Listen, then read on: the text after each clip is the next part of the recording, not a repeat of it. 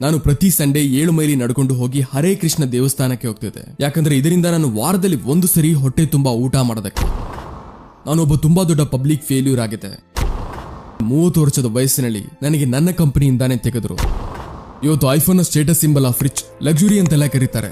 ಆದ್ರೆ ಇದೇ rich status ಅಂತ ಕಾಣಿಸ್ಕೊಳ್ಳೋದಕ್ಕೆ ಆಪಲ್ ಫೌಂಡರ್ ಏನೆಲ್ಲ ಮಾಡಿದ್ರು ನಿಮಗೆ ಗೊತ್ತಾ? ಸ್ನೇಹಿತರೆ, ಆಪಲ್ ಕಂಪನಿಯ ಫೌಂಡರ್ ಸ್ಟೀವ್ ಜಾಬ್ಸ್ ನ ಅಮೆರಿಕಾದ ಬಿಸ್ನೆಸ್ ಮ್ಯಾಗ್ನೆಟ್ ಅಂತಾನು ಕರೀತಿದ್ರು. ಅಂದ್ರೆ ಏನಾದ್ರೂ ಅವರು ಮಣ್ಣಲ್ಲೂ ಕೈ ಹಾಕ್ತಿದ್ರೆ ಅದನ್ನ ಚಿನ್ನ ಮಾಡುವ ಕ್ಷಮತೆ ಇಡ್ತಿದ್ರು. ಅಷ್ಟೇ ಅಲ್ಲ, ಅವ್ರನ್ನ ತಮ್ಮದೇ ಆದ ಕಂಪನಿ ಅಂದ್ರೆ ಆಪಲ್ ಇಂದ ತೆಗೆದಿರಬೇಕಾದ್ರೂ ಅವರು ಏನ್ ಮಾಡಿದ್ರು ಅಂತ ನಿಮ್ಗೆ ಗೊತ್ತಾ? ಕೆಲವೇ ಸಮಯಗಳಲ್ಲಿ ಅವರು 2 ಸಕ್ಸಸ್ಫುಲ್ ಕಂಪನಿಗಳನ್ನ ಮಾಡಿದ್ರು. ಆದ್ರೆ ಆಪಲ್ ನ ಬಿಸ್ನೆಸ್ ರ್ಯಾಪಿಡ್ ಆಗಿ ಕಡಿಮೆ ಆಯ್ತಾ ಹೋಯ್ತು. ಮತ್ತೆ ಆಗಲೇ ಬೋರ್ಡ್ ಆಫ್ ಡೈರೆಕ್ಟರ್ಸ್ ನಿರ್ಧಾರ ತಗೊಂಡ್ರು ಸ್ಟೀವ್ ಜಾಬ್ಸ್ ಅವ್ರ ಹೊಸ ಕಂಪನಿನ ಖರೀದಿಸಿ ಅವ್ರನ್ನ ಪೂರ್ತಿ ಮರ್ಯಾದೆಯ ಜೊತೆ ಅವ್ರನ್ನ ವಾಪಸ್ ಕರ್ಕೊಂಡ್ ಬರ್ಬೇಕು ಅಂತ ಹೇಳಿ ಅವ್ರನ್ನ ಅದೇ ರೀತಿ ಕರ್ಕೊಂಡ್ ಬಂದ್ರು. ತಮ್ಮ ಪರ್ಸನಲ್ ಲೈಫ್ ಅಲ್ಲೂ ಸ್ಟೀವ್ ಜಾಬ್ಸ್ ಎಷ್ಟು ಪಾಸಿಟಿವ್ ಆಗಿ ಇರ್ತಿದ್ರು ಅಂದ್ರೆ ಅವರು ಕ್ಯಾನ್ಸರ್ ನ ಕೂಡ ಮೆಟ್ಟಿ ನಿಂತರು. ಅದರ ಮೇಲೆ ಡಾಕ್ಟರ್ಸ್ ಗೆನೆ ವಿಶ್ವಾಸ ಎಳ್ಳಷ್ಟಿರ್ಬೇಕಾದ್ರೆ. ಮತ್ತೆ ಸ್ನೇಹಿತರೆ, 2005ರಲ್ಲಿ ಯಾವಾಗ ಸ್ಟೀವ್ ಜಾಬ್ಸ್ ನ ಸ್ಟ್ಯಾನ್ಫರ್ಡ್ ಯೂನಿವರ್ಸಿಟಿ ಕಾನ್ವಿಕೇಶನ್ ಸೆರೆಮನಿಲಿ ಆಸ್ ಚೀಫ್ ಗೆಸ್ಟ್ ನ ರೂಪದಲ್ಲಿ ಕರೆದಿದ್ರು. ಆಗ ಅವರು ತಮ್ಮ ಜೀವನದ ಎಲ್ಲಾ 7 ಬೀಳುಗಳ ಜ್ಞಾನ ಮತ್ತೆ ಅವರ ಅನುಭವಗಳನ್ನ ಕುರಿತು ಕೇವಲ 15 ನಿಮಿಷದಲ್ಲಿ 3 ಕಥೆಗಳ ಮಾಧ್ಯಮದಿಂದ ಅದನ್ನ ತಿಳಿಸಿದ್ರು. ಮತ್ತೆ ಸ್ಪೀಚ್ ಲಕ್ಷಾಂತರನಲ್ಲ, ಬದಲಿಗೆ ಕೋಟ್ಯಾಂತರ ಜನರ ಜೀವನಗಳನ್ನ ಬದಲಿಸಿತು. ಏನಾದ್ರೂ ನೀವು ಸ್ಟೀವ್ ಜಾಬ್ಸ್ ಅವರ ಸ್ಟ್ಯಾನ್ಫರ್ಡ್ ಸ್ಪೀಚ್ ನ ಕೇಳಿಲ್ಲ ಅಂದ್ರೆ ಹೋಗಿ ಕೇಳಿ. ಆದ್ರೆ ಗೊತ್ತಿದೆಯಾ ತೊಂದರೆ ಏನು ಅಂತ? ಸ್ಟೀವ್ ಜಾಬ್ಸ್ ಅವರು ಈ ಸ್ಪೀಚ್ ನ ಕೊಟ್ಟಿದ್ದಾರೆ ಇಂಗ್ಲಿಷ್ ಅಲ್ಲಿ. ಆದ್ರೆ ನಮ್ಮ ಕರ್ನಾಟಕದಲ್ಲಿ ಮಾತೃಭಾಷೆ ಕನ್ನಡ. ಅದಕ್ಕೆ ಸಾಕಷ್ಟು ಜನರಿಗೆ ಈ ಸ್ಪೀಚ್ ನ ಅರ್ಥ ಮಾಡ್ಕೊಳ್ಳೋದಕ್ಕೆ ತೊಂದರೆ ಆಗುತ್ತೆ. ಮತ್ತೆ ಇವತ್ತು ನಾನು ಸ್ಟೀವ್ ಜಾಬ್ಸ್ ಅವರ ಇದೇ ಸ್ಟ್ಯಾನ್ಫೋರ್ಡ್ ಸ್ಪೀಚ್ ನ ಕನ್ನಡದಲ್ಲಿ ಅನುವಾದ ಮಾಡ್ತಿದ್ದೀನಿ. ಇದರಲ್ಲಿ ಪದಗಳಂತೂ ಎಲ್ಲಾ ಸ್ಟೀವ್ ಜಾಬ್ಸ್ ಅವರದು, ಆದ್ರೆ ಶಬ್ದ ನನ್ನದು. ಅದಕ್ಕೆ ತಯಾರಾಗಿ, ಮುಂದಿನ 15 ನಿಮಿಷಗಳಲ್ಲಿ ನಿಮ್ಮ ಜೀವನ ಬದಲಾಗ್ತಿದೆ.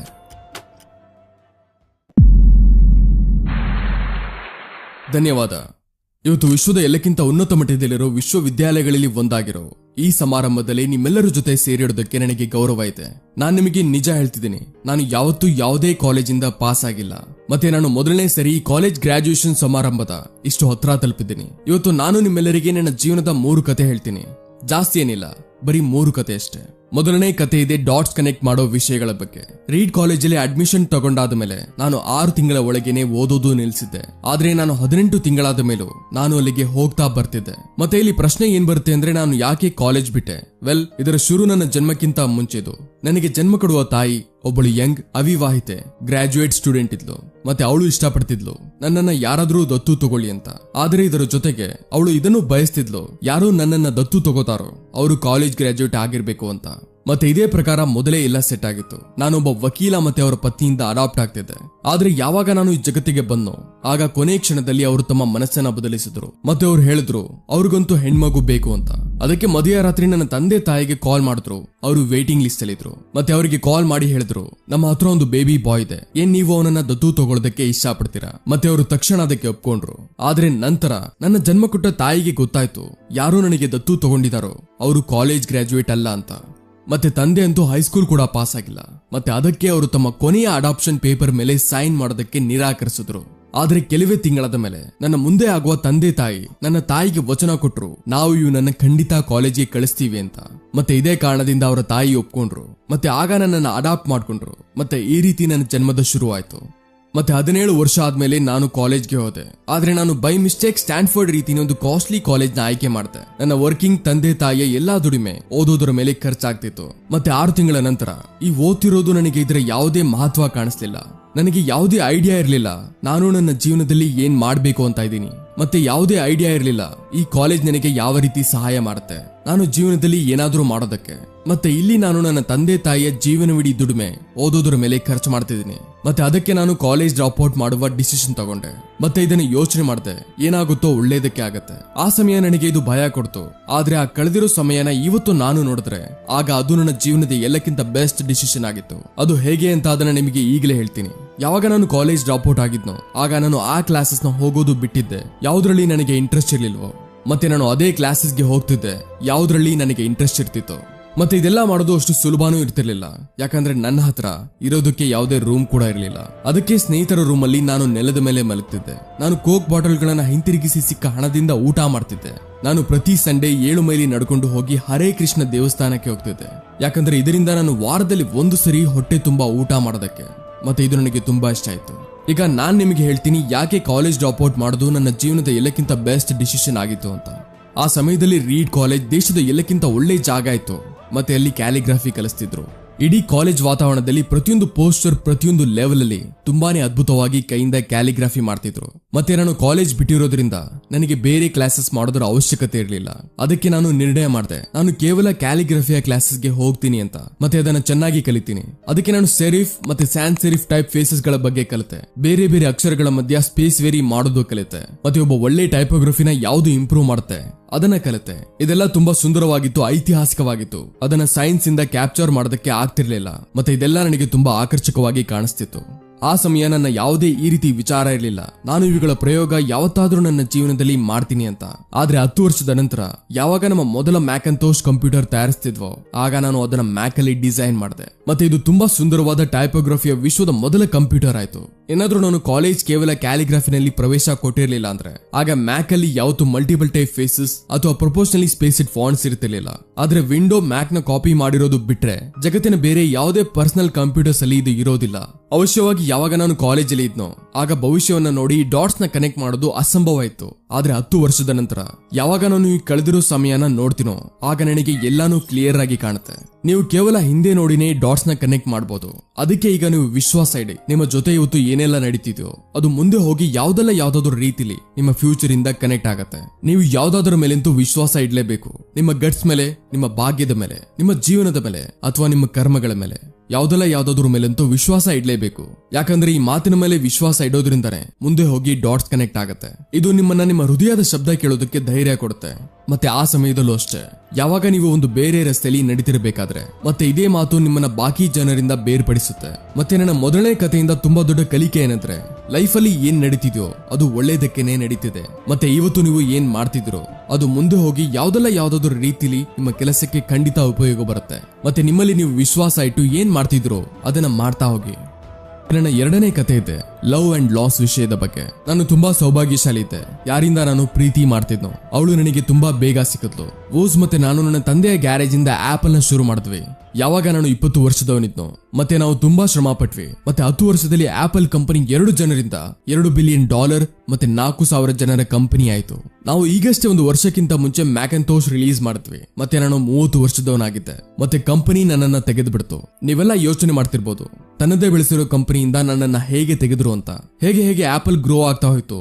ನಾವು ಒಬ್ಬ ಬುದ್ಧಿವಂತ ವ್ಯಕ್ತಿನ ಹೈರ್ ಮಾಡಿದ್ವಿ. ಅವನ ಬಗ್ಗೆ ನಾನು ಯೋಚಿಸಿದ್ದೆ, ಇವನು ನನ್ನ ಜೊತೆ ಸೇರಿ ಕಂಪನಿನ ಮುಂದೆ ಬೆಳೆಸ್ತಾನೆ ಅಂತ. ಮೊದಲನೇ ವರ್ಷ ಎಲ್ಲಾ ಸರಿಯಾಗಿ ನಡೀತಿತ್ತು. ಆದ್ರೆ ಅದಾದ್ಮೇಲೆ ಕಂಪನಿಯ ಫ್ಯೂಚರ್ ವಿಷನ್ ಬಗ್ಗೆ ಕುರಿತು ನಮ್ಮಿಬ್ಬರಲ್ಲಿ ವಿವಾದ ಆಗೋದಕ್ಕೆ ಶುರುವಾಯ್ತು. ಮತ್ತೆ ಈ ಮಾತು ಬೋರ್ಡ್ ಆಫ್ ಡೈರೆಕ್ಟರ್ಸ್ ತನಕ ತಲುಪ್ತು.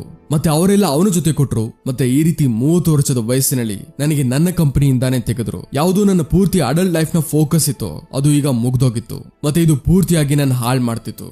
ಮತ್ತೆ ಕೆಲವು ತಿಂಗಳ ತನಕ ನನಗೆ ಏನು ಅರ್ಥ ಆಗ್ಲಿಲ್ಲ ನಾನು ಏನ್ ಮಾಡ್ಲಿ ಅಂತ.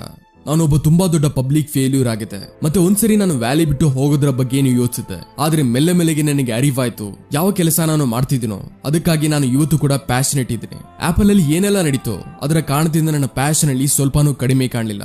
ನನಗೆ ಅವರು ಅಸ್ವೀಕಾರ ಮಾಡಿದ್ರು. ಆದ್ರೂ ನಾನು ನನ್ನ ಕೆಲಸದಿಂದ ಪ್ರೀತಿ ಮಾಡ್ತೀನಿ. ಮತ್ತೆ ಅದಕ್ಕೇನೆ ನಾನು ಮತ್ತೊಂದು ಸರಿ ಶುರು ಮಾಡೋದಕ್ಕೆ ಯೋಚಿಸಿದೆ. ನಾನು ಆ ಸಮಯ ಇದನ್ನ ನೋಡೋದಕ್ಕಾಗಿರ್ಲಿಲ್ಲ. ಆದ್ರೆ ನನಗೆ ಈಗ ಅನ್ಸ್ತಿದೆ ಆಪಲ್ ಇಂದ ತೆಗೆದುಹಾಕಿರೋಕ್ಕಿಂತ ಒಳ್ಳೇದು ನನ್ನ ಹತ್ರ ಬೇರೆ ಯಾವುದೂ ಆಗೋದಕ್ಕೆ ಸಾಧ್ಯ ಇರ್ತಿರ್ಲಿಲ್ಲ. ಸಫಲನಾಗುವ ಭಾರ ಈಗ ಬಿಗಿನರ್ ಆಗುವ ಭಾವನೆಯಲ್ಲಿ ಬದಲಾಗಿತ್ತು. ನಾನು ಮತ್ತೊಂದು ಸರಿ ನನ್ನನ್ನು ತುಂಬಾ ಫ್ರೀಯಾಗಿ ಅನುಭವ ಮಾಡ್ತಿದ್ದೆ. ಮತ್ತೆ ಇದೇ ಸ್ವಾತಂತ್ರ್ಯದ ಕಾರಣದಿಂದ ನಾನು ನನ್ನ ಜೀವನದ ಎಲ್ಲಕ್ಕಿಂತ ತುಂಬಾ ಬೆಸ್ಟ್ ಕ್ರಿಯೇಟಿವ್ ಪೀರಿಯಡ್ ಅಲ್ಲಿ ಹೊರಟೋದೆ. ಮುಂದಿನ 5 ವರ್ಷಗಳಲ್ಲಿ ನಾನು ಕಂಪನಿ ನೆಕ್ಸ್ಟ್ ಮತ್ತೆ ಬೇರೆ ಕಂಪನಿ ಪಿಕ್ಸಾರ್ ಶುರು ಮಾಡಿದೆ. ಮತ್ತೆ ಇದೇ ನಡುವೆ ನಾನು ಒಬ್ಬಳು ಅದ್ಭುತವಾದ ಮಹಿಳೆಯಿಂದ ಭೇಟಿಯಾದೆ. ಅವಳು ಮುಂದೆ ಹೋಗಿ ನನ್ನ ಹೆಂಡತಿ ಆದ್ಲು. ಪಿಕ್ಸಾರ್ ವಿಶ್ವದ ಮೊದಲ computer animated movie toy story ಮಾಡ್ತು. ಮತ್ತೆ ಇವತ್ತಿನ ಸಮಯದ ಇದು ಜಗತ್ತಿನ ಎಲ್ಲಕ್ಕಿಂತ ಸಫಲವಾದ ಆನಿಮೇಷನ್ ಸ್ಟುಡಿಯೋ ಆಗಿದೆ. ಮತ್ತೆ ಆಪಲ್ ಒಂದು ಅಪ್ರಾಯಶ್ಚಿತ ಹೆಜ್ಜೆ ಇಟ್ಟು ನೆಕ್ಸ್ಟ್ ನ ಖರೀದಿ ಮಾಡಿದ್ರು. ಮತ್ತೆ ನಾನು ಮತ್ತೊಂದು ಸರಿ ಆಪಲ್ಗೆ ಹೊರಟೋದೆ. ಮತ್ತೆ ಇವತ್ತು ಆಪಲ್ ನೆಕ್ಸ್ಟ್ ಮುಖಾಂತರ ವಿಕಸಿತವಾಗಿರೋ ಟೆಕ್ನಾಲಜಿಯ ಉಪಯೋಗ ಮಾಡುತ್ತೆ. ಮತ್ತೆ ಇಲ್ಲಿ ನಾನು ಪೂರ್ತಿ ವಿಶ್ವಾಸದಿಂದ ಹೇಳಬಲ್ಲೆ, ಏನಾದ್ರೂ ನನಗೆ ಆಪಲ್ ಇಂದ ತೆಗೆದಿರಲಿಲ್ಲ ಅಂದ್ರೆ ಆಗ ಇದೆಲ್ಲ ನನ್ನ ಜೊತೆ ನಡೀತಾ ಇರಲಿಲ್ಲ. ಇದೊಂದು ಕಹಿ ಔಷಧಿ ಇತ್ತು. ಆದ್ರೆ ನನ್ನ ವಿಚಾರದಲ್ಲಿ ಒಬ್ಬ ರೋಗಿಗೆ ಇದರ ಅವಶ್ಯಕತೆ ಇತ್ತು. ಯಾವಾಗ್ಲಾದ್ರೂ ಒಂದು ಸರಿ ಜೀವನ ನಿಮಗೆ ಈ ರೀತಿ ಏಟನ್ನ ಹೊಡೆಯುತ್ತೆ. ಆದ್ರೆ ನೀವು ವಿಶ್ವಾಸ ಕಳ್ಕೋಬೇಡಿ. ನಾನು ವಿಶ್ವಾಸದಿಂದ ಹೇಳಬಲ್ಲೆ, ನಾನು ಕೇವಲ ಅದಕ್ಕೆ ಮುಂದೆ ಸಾಗ್ತಾ ಹೋದೆ. ಯಾಕಂದ್ರೆ ನಾನು ನನ್ನ ಕೆಲಸದಿಂದ ಪ್ರೀತಿ ಮಾಡ್ತಿದ್ದೆ. ಎಷ್ಟು ನಿಮ್ಮ ಪ್ರೀತಿನ ತಿಳಿಯೋದು ಮುಖ್ಯನೋ ಅಷ್ಟೇ ಮುಖ್ಯ ನಿಮ್ಮ ಕೆಲಸನ ಹುಡುಕೋದು. ಯಾವ್ದ್ರಲ್ಲಿ ನೀವು ನಿಜವಾಗ್ಲೂ ಎಂಜಾಯ್ ಮಾಡ್ತಿರೋ. ಯಾಕಂದ್ರೆ ನಿಮ್ಮ ಕೆಲಸ ನಿಮ್ಮ ಜೀವನದ ಒಂದು ತುಂಬಾ ದೊಡ್ಡ ಭಾಗ ಆಗಿರುತ್ತೆ. ಮತ್ತೆ ವಾಸ್ತವಿಕ ರೂಪದಿಂದ ಸಂತುಷ್ಟರಾಗೋದಕ್ಕೆ ಕೇವಲ ಇದೊಂದೇ ದಾರಿ. ನೀವು ಅದನ್ನ ಮಾಡಿ. ಯಾವುದನ್ನ ನೀವು ಒಂದು ದೊಡ್ಡ ಕೆಲಸ ಅಂತ ಒಪ್ತಿರೋ, ಮತ್ತೆ ದೊಡ್ಡ ಕೆಲಸ ಮಾಡೋದಕ್ಕೆ ಕೇವಲ ಒಂದೇ ದಾರಿ. ನೀವು ಅದನ್ನ ಮಾಡಬೇಕು, ಯಾವುದನ್ನ ನೀವು ಮಾಡೋದಕ್ಕೆ ಇಷ್ಟಪಡ್ತಿರೋ. ಮತ್ತೆ ಏನಾದ್ರೂ ಇಲ್ಲಿ ತನಕ ನಿಮಗೆ ಕೆಲಸ ಸಿಕ್ಕಿಲ್ಲ ಅಂದ್ರೆ ಆಗ ನೀವು ನಿಲ್ಬೇಡಿ, ಅದನ್ನ ಹುಡುಕ್ತಿರಿ. ಯಾವ ತರ ಒಂದು ಒಳ್ಳೆ ರಿಲೇಶನ್ಶಿಪ್ ಅಲ್ಲಿ ಆಗುತ್ತೋ ಅದು ಸಮಯದ ಜೊತೆ ಇನ್ನೂ ಚೆನ್ನಾಗಿ ಆಗ್ತಾ ಹೋಗುತ್ತೆ. ಅದಕ್ಕೆ ಇದನ್ನ ಹುಡುಕ್ತಿರಿ, ನಿಲ್ಬೇಡಿ. ನನ್ನ 3ನೇ ಕತೆ ಮೃತ್ಯು ಬಗ್ಗೆ. ಯಾವಾಗ ನಾನು 17 ವರ್ಷದವನಾಗಿದ್ನೋ ಆಗ ನಾನು ಒಂದು ಕೋಟ್ ಓದಿದ್ದೆ. ಏನಾದ್ರೂ ನೀವು ಪ್ರತಿದಿನ ಈ ರೀತಿ ಬಾಳಿದ್ರೆ ಅದು ನಿಮ್ಮ ಜೀವನದ ಕೊನೆಯ ದಿನ ಅಂತ. ಆಗ ನೀವು ಯಾವ್ದಾದ್ರು ದಿನ ಸರಿಯಾಗಿ ಸಾಬೀತಾಗ್ತೀರಾ.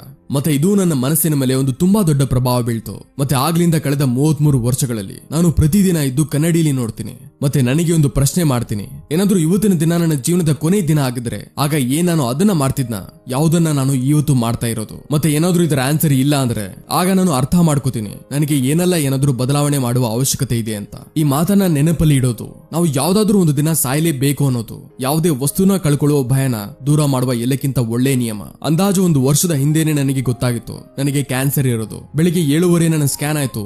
ಮತ್ತೆ ಅದರಲ್ಲಿ ಸ್ಪಷ್ಟವಾಗಿ ಕಾಣ್ತಿತ್ತು ನನ್ನ ಪ್ಯಾಂಕ್ರಿಯಾಸ್ ಅಲ್ಲಿ ಟ್ಯೂಮರ್ ಇರೋದು. ಮತ್ತೆ ನಿಜ ಹೇಳ್ಬೇಕಂದ್ರೆ ನನಗೆ ಪ್ಯಾಂಕ್ರಿಯಾಸ್ ಏನು ಅನ್ನೋದು ಗೊತ್ತಿರ್ಲಿಲ್ಲ. ಡಾಕ್ಟರ್ ತಮ್ಮ ಪೂರ್ತಿ ವಿಶ್ವಾಸದಿಂದ ಹೇಳಿದ್ರು ನನಗೆ ಒಂದು ಈ ರೀತಿ ಕ್ಯಾನ್ಸರ್ ಇದೆ, ಅದರ ಚಿಕಿತ್ಸೆ ಮಾಡೋದು ಸಂಭವ ಇಲ್ಲ ಅಂತ. ಮತ್ತೆ ಈಗ ನನ್ನ ಹತ್ರ 3 ರಿಂದ 4 ತಿಂಗಳು ಅಷ್ಟೇ ಉಳಿದಿದೆ. ಡಾಕ್ಟರ್ಸ್ ನನಗೆ ಸಲಹೆ ಕೊಟ್ರು ನಾನು ಮನೆಗೆ ಹೋಗಿ ಎಲ್ಲಾ ವಸ್ತುಗಳ ವ್ಯವಸ್ಥೆ ಮಾಡ್ಕೊಳ್ಳೋದಕ್ಕೆ. ಅಂದ್ರೆ ಡಾಕ್ಟರ್ಸ್ ನ ಭಾಷೆಯಲ್ಲಿ ಯಾವ ಅರ್ಥ ಆಯ್ತು ಅಂದ್ರೆ ನೀವು ಸಾಯೋದಕ್ಕೆ ತಯಾರಿ ಮಾಡ್ಕೊಳ್ಳಿ ಅಂತ. ಅಂದ್ರೆ ಈ ಎಲ್ಲಾ ಕೆಲಸನ ನೀವು ಮುಂದಿನ 10 ವರ್ಷದಲ್ಲಿ ಮಾಡಿರ್ತಿದ್ರು ಅದನ್ನ ಉಳಿದಿರೋ ದಿನಗಳಲ್ಲಿ ಮಾಡ್ಕೊಳ್ಳಿ, ಯಾಕಂದ್ರೆ ನಿಮ್ಮ ಅಂತಿಮ ಸಮಯ ಬಂದಿದೆ. ನಾನು ಈ ಡಯಾಗ್ನೋಸಿಸ್ ಮುಂದೆ ಇಡೀ ದಿನ ಕಳೆದೆ. ಮತ್ತೆ ಸಂಜೆ ನನ್ನ ಬಯಾಪ್ಸಿ ಆಯ್ತು. ಅಲ್ಲಿ ನನ್ನ ಗಂಟಲಿನ ರಸ್ತೆಯಿಂದ ಹೊಟ್ಟೆ ತನಕ ಒಂದು ಎಂಡೋಸ್ಕೋಪ್ ಹಾಕಿದ್ರು. ಮತ್ತೆ ಒಂದು ಸೂಜಿಯಿಂದ ಟ್ಯೂಮರ್ ನ ಕೆಲ ಸೆಲ್ಸ್ ತೆಗೆದ್ರು. ಆ ಸಮಯ ನಾನು ಪೂರ್ಣ ರೀತಿಯಲ್ಲಿ ಪ್ರಜ್ಞಾಹೀನನಾಗಿದ್ದೆ.